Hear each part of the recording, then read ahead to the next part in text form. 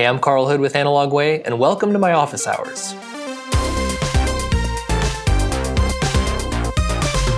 Did you know that the RC400T is a fully customizable controller? Let me show you. So in WebRCS, on the left-hand side, you have all of your tabs, and at the very bottom, you have Custom RC400T.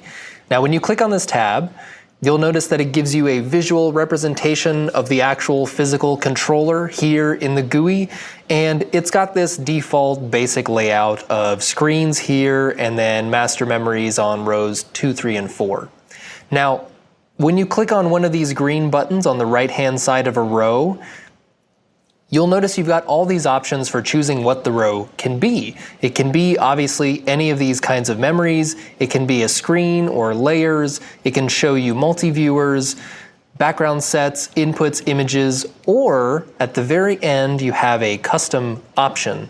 And when you click on this custom option, you now have a row where each of the buttons can be whatever you would like them to be. Now on the left-hand side, I've got this panel, which I currently hid, but this panel allows me to set what each button is going to be.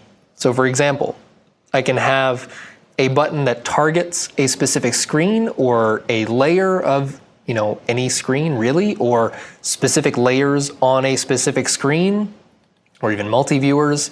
I can have the button target master memories, screen memories, layer memories, or multi-viewer memories.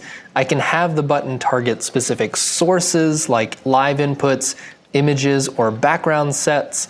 And then I can even have the button do a number of miscellaneous things like a screen-specific take, or I can have timer control, or I can have input, output, or layer freeze, right? I can have input backups and background set backups that I control. I can have mutes for specific things, and I can have test patterns for specific things.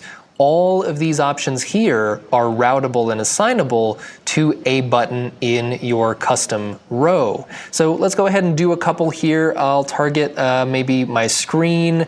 I'll target a layer here. We'll just do sort of layers 1 and 2 that I can target independently. We'll go ahead and do a master memory, like a background set is fine. We'll pick a couple sources, like here's my little purple source, and then my little intro graphic source. And then from the miscellaneous, I'll do, let's do something like a freeze. We'll go input freeze over here, and then we'll do a screen specific take. Now I have a fully custom row, and the beautiful thing about this is I have 41 other custom rows that I can use. So I can continue to build custom rows, and I've got this little detented knob here on the physical controller that I can sort of use to scroll among all my custom rows. And here's the other cool thing. Each of these rows can have their own 42 customizable layouts.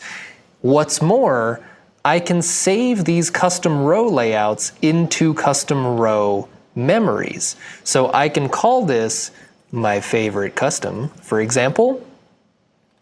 And now I have this custom row memory that I can use, or I should say that I can load to any of my other custom rows.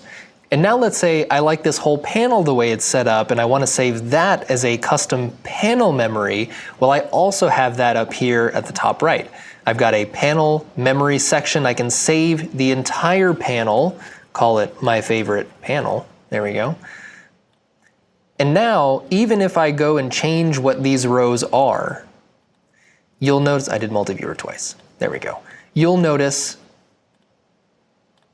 that I can still load this panel memory to bring the panel back in its entirety to the layout that I had in that custom panel memory. So that's how you can fully customize the RC400T for your needs.